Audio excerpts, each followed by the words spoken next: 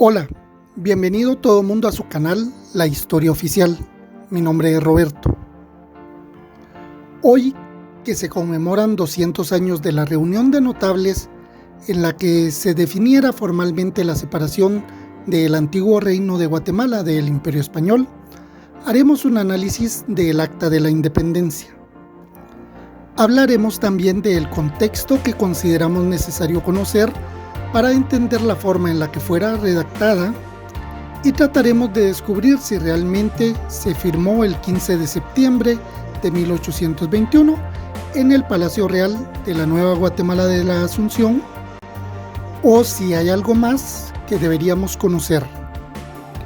Vayamos entonces a recorrer el camino que nos llevará más allá de la historia oficial. Por un momento las posiciones ideologizadas y vamos a analizar lo que es el documento en sí. Acompáñenos, por favor. La primera parte del acta es protocolar netamente, de dónde se habían juntado, en la fecha, cuáles eran los motivos de la reunión, los antecedentes y las personas que estaban. Entonces no vamos a detenernos mucho y vamos a ir directamente a lo que son los artículos. Cuando no se nos enseña adecuadamente la historia, se nos dice que todo el proceso se quería hacer enteramente en secreto, y no. Obviamente había una parte que fue realizada por unos pocos y luego ya se dio a conocer. Eso hay que entenderlo, es normal en cualquier proceso de este tipo. Y el artículo precisamente nos dice que el jefe político la mande publicar para prevenir las consecuencias que serían temibles en el caso de que la proclamase de hecho el mismísimo pueblo. Ahí surge otra interpretación, que lo que se buscaba era que el pueblo no participara, que el pueblo estuviera ajeno a todo. Sin embargo, omitimos dos palabras y también el conocimiento de quién era la persona que había redactado el Acta de la Independencia. José Cecilio del Valle, de hecho, era una de las mentes más brillantes que hubo en toda la época imperial española. Había nacido en Choluteca, en la actual hermana República de Honduras, y luego migró con su familia a la capital y estudió en la Universidad de San Carlos y realmente era una persona muy preparada. Sus dotes intelectuales lo llevaron a ser incluso el secretario de Interiores y Exteriores del Imperio Mexicano de Agustín de Iturbide, cosa de la que muy pocas personas pueden presumir. Volvamos a leer entonces y pongamos nuestra atención en esas dos palabras que están resaltadas en negrilla. Ese de hecho le cambia totalmente la interpretación. Lo que nos está diciendo del Valle es evitar que la gente proclame la independencia con violencia. Recordemos que el proceso lo querían pacífico, no como era en Sudamérica o en la Nueva España que se estuvieron matando años de años. Aquí lo querían hacer de una forma más tranquila, obviamente con los intereses de la élite, pero sin que la gente pues muriera innecesariamente. Y decimos esto último porque la independencia iba o iba.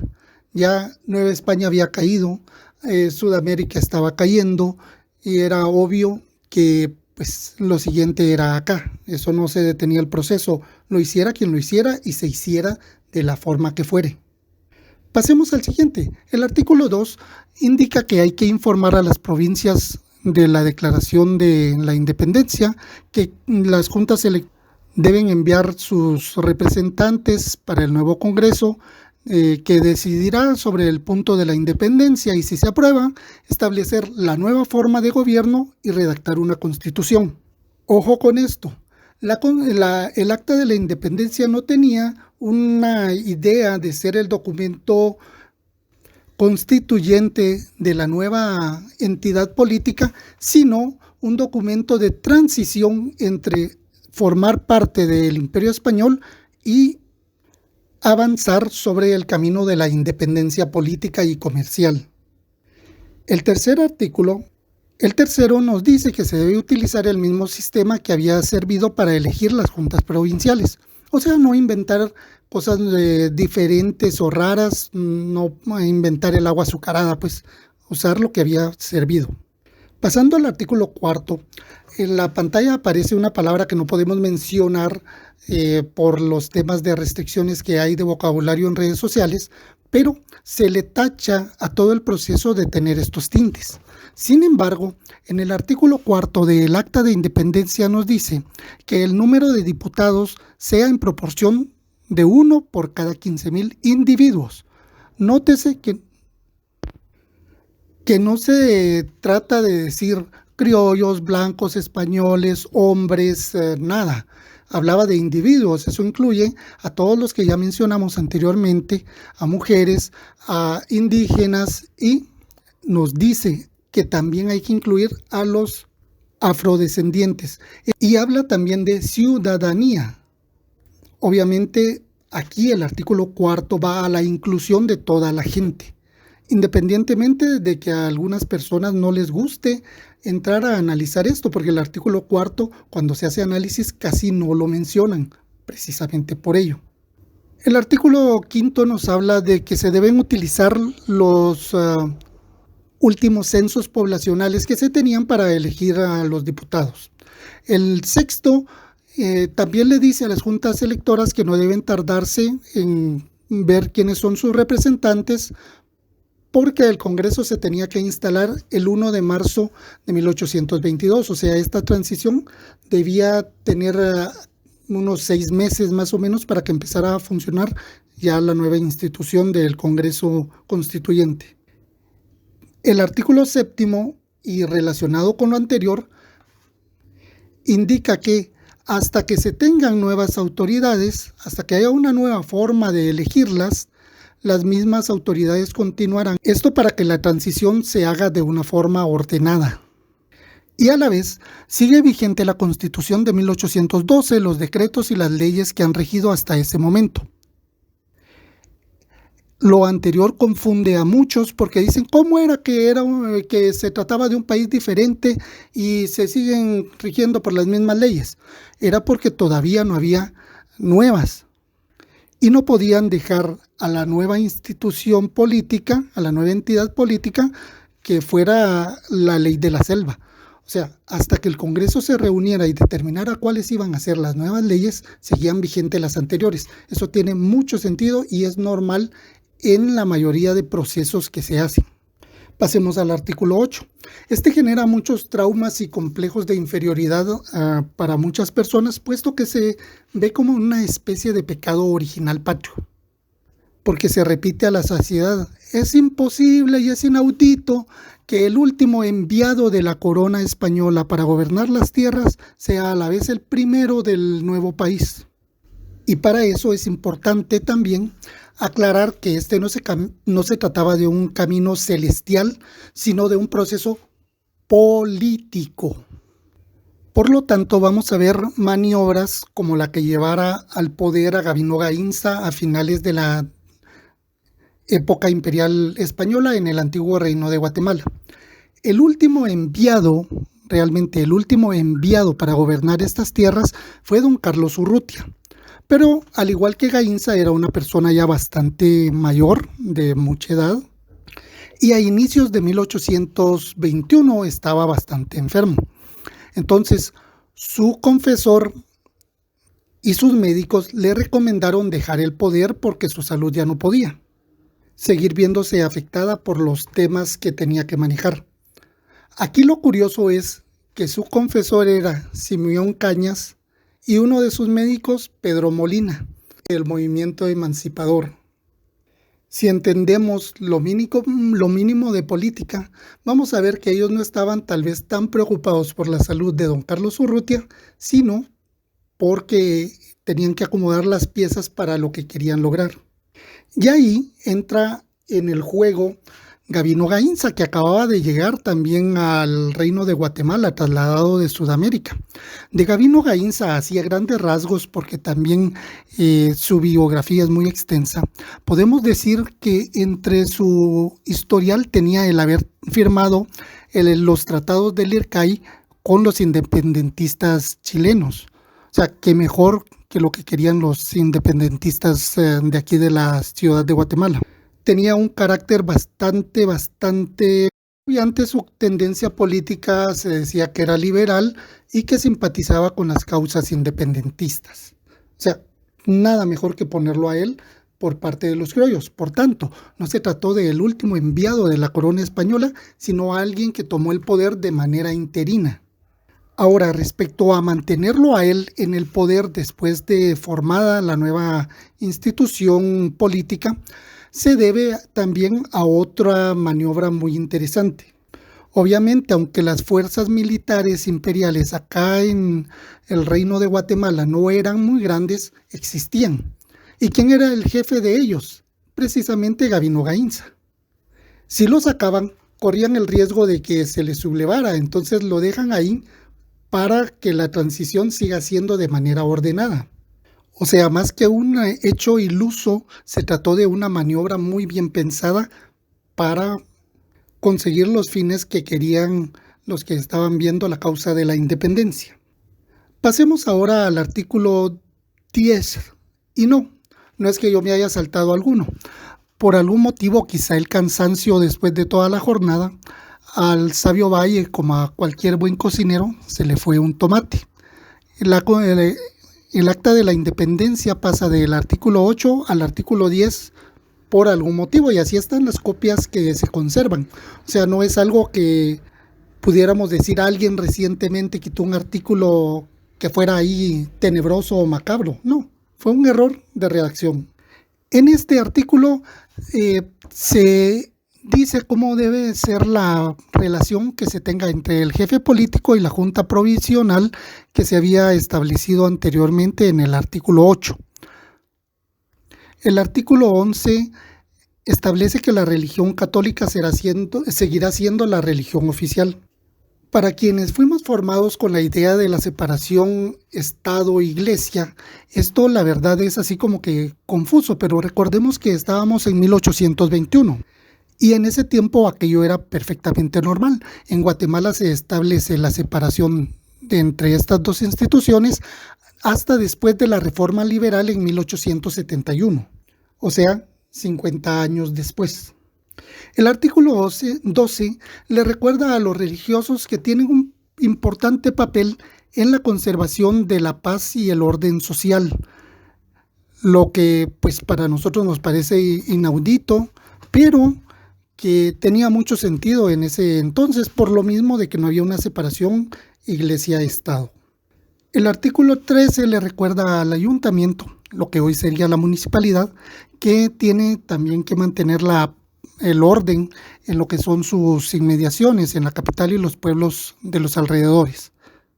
El artículo 14 le da instrucciones al jefe político, a Gavino Gainza, que haga un manifiesto donde explique todo el proceso a la población. Obviamente este no solo era una especie de documento informativo, sino que en nuestra opinión también se trataba de alguna manera de salvarle el honor a Gavino Gainza por no haber actuado contra los independentistas, que ya sabemos que se debió a una maniobra muy interesante políticamente. El artículo 15 le indica a las entidades del Estado que deben jurar la independencia. Y ahí estamos incluyendo a lo que es la Junta Provincial, a los ayuntamientos, al arzobispado, a los jefes políticos de diferentes rangos, a los empleados administrativos, a los militares, a cualquier corporación que se diera o que parte de lo que son los aparatos estatales. Obviamente no querían a nadie que fuera parte de la causa anti-independentista. De hecho, en estos días se dio la sustitución de uno de los líderes militares que había porque no le convenía al proceso que se estaba dando. El artículo 16 dice que se debe también proclamar y jurar la independencia por parte del pueblo, y que la manera que se haga debe ser definido entre el jefe político y el ayuntamiento de la capital. Esto, según algunas fuentes que yo he encontrado, tuvo lugar en la Plaza Mayor el 23 de septiembre de 1821. Y es un hecho del que poco se habla en nuestra historia patria. El artículo 17 va, por supuesto, a buscar una forma de conmemorar, de que la gente no olvide, de que se recuerde los hechos que estaban aconteciendo. Y esto iba a ser de manera de acuñar una medalla, un tipo de moneda, y pues que debía de hablar al respecto de todo esto. En la imagen tenemos una de las monedas de las que aquí se habla. Hay algo que recordar, en días recientes acá en Guatemala se lanzó también una moneda conmemorativa y era curioso ver cómo mucha gente no entendía de qué se trataba o sencillamente querían pues de alguna manera confundir a los demás al respecto. Básicamente lanzaron una moneda de un quetzal que era conmemorativa, por lo tanto no era para la circulación y que tenía un precio de alrededor, creo que eran 420 quetzales. Y lo que algunos decían era que les parecía ridículo ir a pagar tanto por una moneda. Pero como se hace en muchos lugares, y ahí la ignorancia de algunos que no saben de qué se trata este tipo de recuerdos, digamos, de los hechos, pues no es una moneda básicamente que uno pueda venir a agarrarla, ir a la tienda y comprar dulces o chocolates. Es algo para tener guardada como un recuerdito de un hecho específico. En este caso era la celebración del bicentenario de la independencia. El artículo 18 manda que se imprime y se circulen tanto el acta como el manifiesto. Nuevamente, aquí vamos al punto de que para quienes dicen que todo el proceso era secreto y tenebroso, esto obviamente deja en evidencia que se trata de algo muy inexacto, porque se está pidiendo que se imprima y se circule. Por lo tanto, de secretividad, pues la verdad, nada.